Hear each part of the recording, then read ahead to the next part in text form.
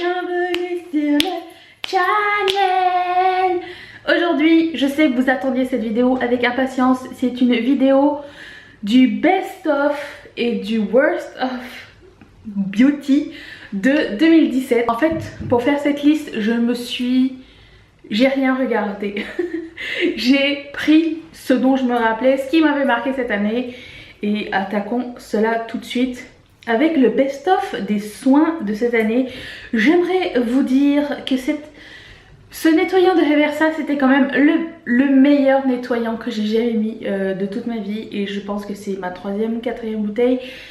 Si vous cherchez un nettoyant doux qui nettoie super bien et qui est génial, faites confiance à Brice de Nice. Il y a le Derm Bureau qui m'a sauvé la peau plus qu'une fois cette année. Il doit avoir sa mention sauveur de l'année. Donc ce sont des petites comment expliquer, des petits sachets à mélanger avec de l'eau, et c'est du sulfate d'aluminium et acétate de calcium. En gros, ça assèche et ça soulage quand vous avez des irritations. J'ai eu des problèmes de peau de fou de cette année, et c'est seulement les compresses de Derm Bureau qui m'ont sauvé la vie. Vraiment, j'ai eu de mais vraiment de très drôles infections à des endroits où je pensais pas. Et passons aux ongles, parce que ça va aller vite. Je vous présentais les 3 soins que j'ai préférés cette année. Donc le top coat de la marque Pocher, qui est accélérateur de séchage, il ne ment pas, il est épais, et en plus il donne un effet super glossy super rapidement. Celui de Pocher, c'est le meilleur. J'aimerais ça que les bouteilles soient un peu plus grandes, parce que j'ai l'impression que je le finis à une vitesse grand V. J'en ai essayé plusieurs cette année, mais celui-ci, j'y reviens toujours et c'est toujours mon favori. Je l'ai commencé au début de l'année, il est rendu juste à la moitié, et pourtant vous savez que je me fais les ongles extrêmement souvent. Mais le Bonder de Orly, c'est la meilleure base parce qu'elle a un effet un peu agrippant dessus. Et du coup vos vernis à ongles tiennent super longtemps et il est juste trop bien. Ensuite, je n'aurai pas d'ongles longs sans mon Vitry soin réparateur. C'est lui qui fait durcir et allonger mes ongles, il n'y a pas d'autre secret. Dès que j'arrête de l'utiliser, c'est une catastrophe. Si vraiment vous cherchez une solution miracle, oui, alors ça coûte cher par contre, c'est 20 $ le petit pot, et j'en ai passé 2 en 1 an, donc ça va. Je le mets avant de mettre ma base à chaque fois. Vous pouvez le mettre comme soin, vous pouvez le mettre comme base, mais moi je le mets soin avant de mettre la base. Voilà. Allez, passons au fun, passons au maquillage. Je vais vous parler des palettes que j'ai préférées cette année, toutes catégories confondues. Il y a cette palette de Becca et Christy Teigen. J'ai l'impression que ça fait 1000 ans que c'est sorti, mais c'était juste au début de l'année. J'ai vu qu'elle était encore disponible. Si elle l'est encore, s'il vous plaît, faites-vous ce plaisir. En fait, si vous n'avez jamais essayé des produits de la marque Becca, qui est une de mes marques préférées, je vous conseille celle-ci parce qu'elle a un bon assortiment de produits. Donc il y a les blushs, il y a un bronzer et il y a 2 highlighters magiques. Ils sont super beaux, d'extrêmement bonne qualité, et franchement faites-vous ce petit plaisir. Je trouve que ça valait vraiment la peine. Cette palette là a été géniale. Rappelons-nous de ceci, c'était comme la redécouverte de quelque chose qui n'était absolument pas nouveau, mais j'étais vraiment contente que Kat Von D ait sorti ces petits fards à paupières multi-usage topper qu'on peut mettre sur tout ce qu'on veut et qui donne un effet pastel irisé sur toutes les bases possibles et inimaginables, que ce soit les lèvres, les yeux, le visage, tout ça. C'est pas nouveau, mais je suis contente que ce soit revenu, et je suis contente que Kat Von D ait sauté le pas en premier, je pense, cette année. Parce qu'après ça, il y a eu tellement plein d'autres versions, mais de combien de highlighters verts on a besoin, je ne sais pas, dites-le moi. Moi j'en ai besoin que d'une palette, et celle-ci est complète. 2 palettes de Colourpop. Je promis, c'est la dernière fois que vous en entendez parler pendant un petit bout. Mais mes 2 préférées, c'était la I Think I Love You, qui a des tons chauds et neutres, et métallisés et mat, tout ce qu'il faut dans une palette. La palette que tout le monde peut avoir. Je veux dire, c'est la meilleure version d'une Naked à la fraction du prix. Je pense qu'elle est rendue à 12,80 $ US. Que peut-on demander de plus? Je ne sais pas. Si vous cherchez une palette pour commencer, celle-ci. Et si vous cherchez une palette pour tomber vraiment amoureuse, je vous conseille la chic palette que Colourpop a fait avec Caro Chetran. Et mon dieu, qu'elle a été vachement bien pensée cette palette. Tous les tons chauds et tous les tons froids, on peut les porter. Il y a de la base, il y a quelques mats, il y a des couleurs de crease, il y a du métallique, il y a du satiné. C'était un vrai plaisir. Merci pour cette palette, ça a été un énorme coup de cœur. Et c'est vraiment pas cher. Autre palette, celle-ci un peu plus chère. Fenty Beauty, la Galaxy Palette. Franchement, pour moi cette année, Fenty Beauty c'est vraiment démarqué. Fenty Beauty et Colourpop évidemment, puisque c'est ma marque préférée à vie. Mais Fenty Beauty c'était... j'arrive toujours pas à l'ouvrir. C'est une catastrophe terrestre. Oh my god. Fenty Beauty, aidez-moi. Ah merci. Donc c'est une palette avec que des irisés, des métalliques, des pailletés. Elle est trop géniale cette palette pour accompagner vos palettes de neutres, pour mettre des pops de couleurs. Si vous êtes comme moi et que vous en foutez, vous mettez des pops de couleurs 14 000 dans le même look, cette palette là est pour vous. Elle est juste trop bien. Et franchement les paillettes sont tellement fines qu'elles font pas de chute. En tout cas moi j'en ai pas, je l'ai utilisé pendant un bon bout de temps et je n'ai pas expériencé, je n'ai pas eu ce désagrément. À part cette couleur là qui est nulle, le reste elles sont géniales. Franchement gros coup de cœur pour ça. Mention spéciale pour tout ce qui a été fard pressé de Colourpop. Il faut absolument que vous alliez voir leur sélection de fards à paupières. Ils sont rendus à 2,80 € chacun. Prenez-les tous. Prenez-les tous sauf les bleus, ils sont pas géniaux. Ce bleu là n'est pas génial. Mais tous les autres, vous avez toutes les couleurs, toutes les bases, tous les finis possibles et inimaginables. Je les possède tous et je ne regrette pas une seconde. Ils sont géniaux. Oui alors, dans la même gamme, ils ont fait aussi les blushs et les bronzers et les highlighters en poudre pressée. Vous pouvez y aller les yeux fermés. Sauf pour Ruffle My Feather qui était jaune sur moi, jaune pipi. Bon celui-ci vous pouvez skipper. Le jaune pipi c'est juste comme ça. Parlons de highlighter. En fait c'était une gamme complète qui m'avait énormément plu de Wet n Wild. Ils avaient sorti, vous savez, cette collection avec les sirènes dessus. Puis ils avaient fait des fards à paupières liquides, multidimensionnels, pailletés, magiques. Je trouve que c'était le meilleur rapport qualité-prix en termes d'innovation cette année. C'était vraiment cette collection là de Wet n Wild. Elle était trop bien. Et elle est soldée et elle est encore sur le site, même si ça m'a pris à peu près 5 ou 6 heures pour me les procurer parce qu'ils étaient débordés de monde sur leur site. Mais franchement Wet n Wild c'est une marque à surveiller, c'est une de mes marques préférées aussi. La collaboration que j'ai préférée aussi cette année, celle qui est passée un peu sous le radar, j'ai l'impression que on n'a pas tant fait mention que ça, c'est la collaboration de Casey. Ça y est, je ne veux pas me tromper entre Casey Holmes et Smashbox qui a sorti 2 palettes de highlighter. Et franchement cette palette là elle est géniale, elle est pas chère. Moi j'ai pris la Pearl. Je pensais que j'allais prendre la Gold parce que c'est plus mes couleurs, mais la Pearl était vraiment la plus jolie des deux. Il y a une couleur un petit peu champagne, un tout petit peu plus foncé et un petit peu beige. Franchement ces couleurs là sont magnifiques, le rendu est magnifique. Pas de paillettes whatsoever. Je déteste ça sur le highlighter, à moins vraiment que je fasse un look coachélien ou quelque chose comme ça. C'est vraiment mes préférés, c'est ce genre de highlighter là. Si c'est encore disponible, ruez-vous. Le packaging est pourri, mais c'est l'intérieur qui compte. Le gloss de l'année. Le gloss de l'année, c'est le Contessa de Colourpop en collaboration avec Caro Chetran. Franchement cette collection c'était vraiment une réussite. C'est le gloss qui fait tout, le gloss qui te donne un fini mouillé mais un petit peu doré et un petit peu rosé. C'est mon gloss idéal. Je trouve que porter ça a un effet fou et je l'adore ce gloss là. Autre innovation super intéressante cette année, les Glitter Flip de Ciate. Je sais pas si vous vous rappelez, c'est le genre de liquid matte lip que vous mettez puis quand vous pressez vos lèvres ensemble. By the way je me suis mordu la lèvre. S'il y a du sang je m'excuse. Je suis débile à ce point, voilà.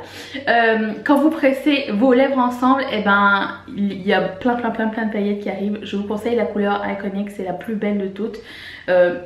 Malheureusement c'était pas consistant en termes de paillettes et de quantité de paillettes dans chacun, mais Iconic c'est vraiment génial. Et Fortune je pense, c'est les deux qui étaient super bien. Mais autre bonne surprise cette année, Bite Beauty avait sorti des gloss.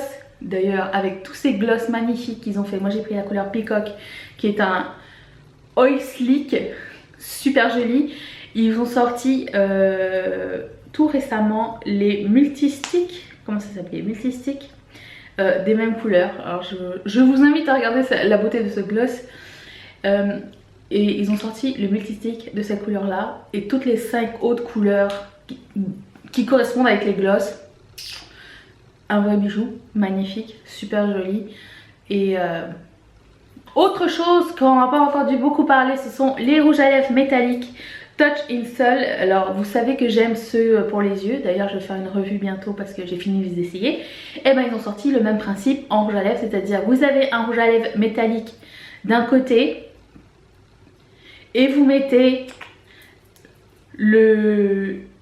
la poudre glitter par dessus. C'est juste un concept trop génial et ça donne un effet de fou et c'est super joli. Mais c'est une marque qui sort pas grand chose, donc on n'entend pas souvent parler non plus, mais tous leurs produits, enfin pour les yeux et pour les lèvres, sont géniaux. J'ai pas essayé leur mascara, c'est pas trop, je suis pas trop mascara comme fille, mais franchement ça c'était très bien. Autre super cool truc de Kat Von D, c'était le blush Lolita que j'ai dupé.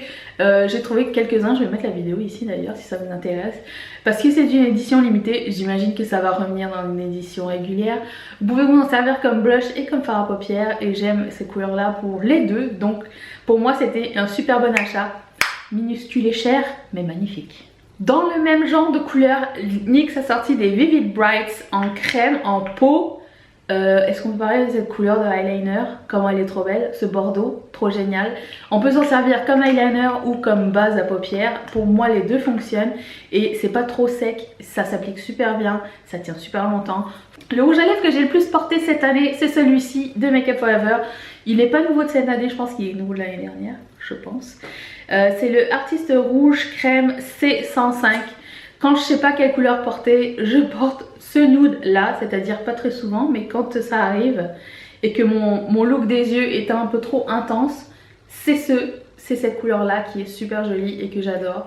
La tenue est géniale, il est pas trop mat et pas trop crème, il ne fuit pas, c'est la couleur idéale pour moi pour tous les jours. Si je devais avoir qu'un seul rouge à lèvres à mettre tous les jours qui va avec tout, ça serait celui-ci. Passons au pourri de cette année. Parce que je sais que vous êtes là pour ça. Je commence avec le plus gros échec pour ma part. Si vous n'avez pas vu cette vidéo, je vais la mettre juste ici. Et si ça vous tente pas de la voir, je veux juste vous dire, je me suis coincé les cheveux 3 fois à l'intérieur, que Mathieu a dû venir me sauver la vie à 3 reprises dans cette vidéo parce que j'ai persisté. J'ai voulu que ça fonctionne. Donc c'est le Meta et Meta de Conair qui fait un côté lisseur, un côté boucleur. Mais moi c'était un côté, tout était emmêlé, c'était l'angoisse totale. Je n'ai plus jamais osé le réutiliser. Donc je pense que c'est le plus gros fail pour ma part de cette année. Le produit overhyped de cette année, et les couleurs pêche, c'était ça, c'était la Sweet Peach de Too Faced.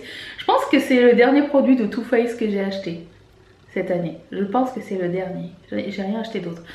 L'odeur est absolument dégueulasse, je ne suis pas capable de sentir cette palette.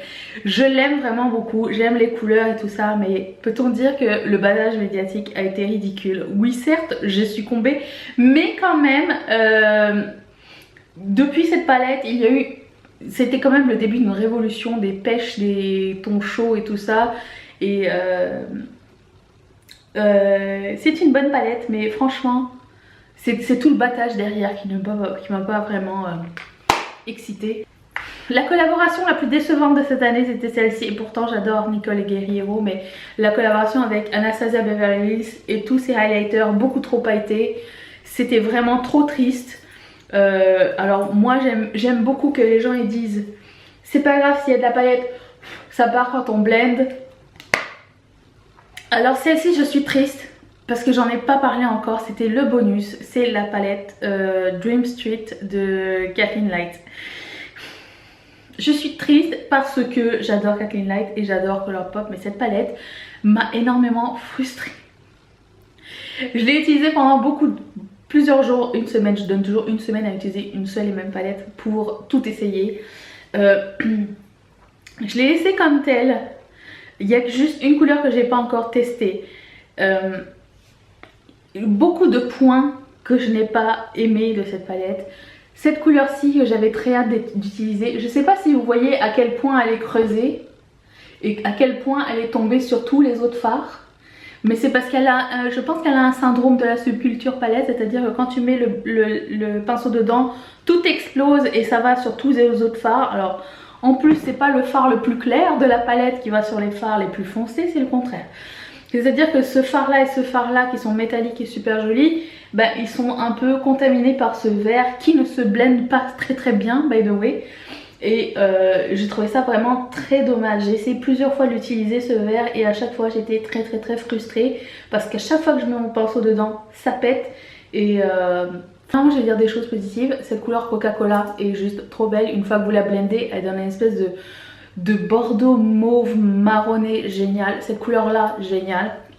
Celle-ci aussi.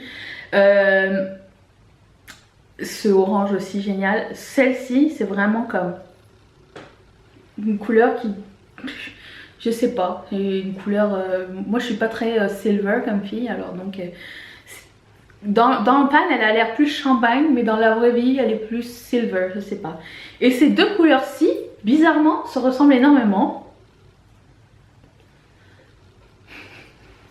Alors je sais pas, mais vraiment elles se ressemblent beaucoup trop pour être côte à côte dans une palette, dans une même palette.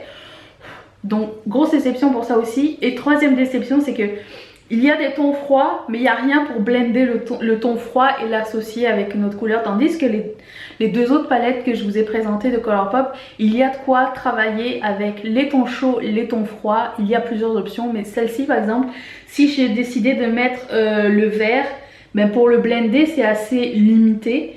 Ou si je veux mettre le silver, ben le blender avec quoi? Juste lui. Et c'est pas mal tout.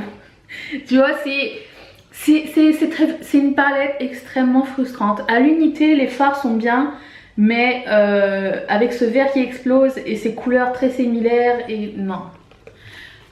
Désolée Kathleen Light, je t'aime beaucoup, mais alors cette palette, non.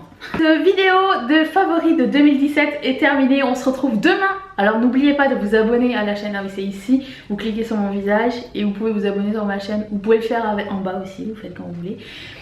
Si vous n'avez pas vu la vidéo d'hier, je vais la mettre ici si vous voulez devenir une marraine, que je remercie toutes mes marraines d'ailleurs qui supportent cette chaîne depuis le début de l'année et depuis l'année dernière, merci beaucoup. Si vous voulez vous aussi devenir une marraine Patreon, c'est ici à partir de 1$ par mois si vous voulez aider un créateur qui fait des vidéos gratuitement pour vous et tous les jours ce mois-ci. Vous pouvez le faire comme ça en cliquant là-dessus. Si vous voulez avoir plus de renseignements, tout est dans la barre d'infos, vous pouvez les voir là. Je vous dis à demain, je vous embrasse très fort et prenez bien soin de vous. Reposez-vous bien, Brice de Nice vous casse.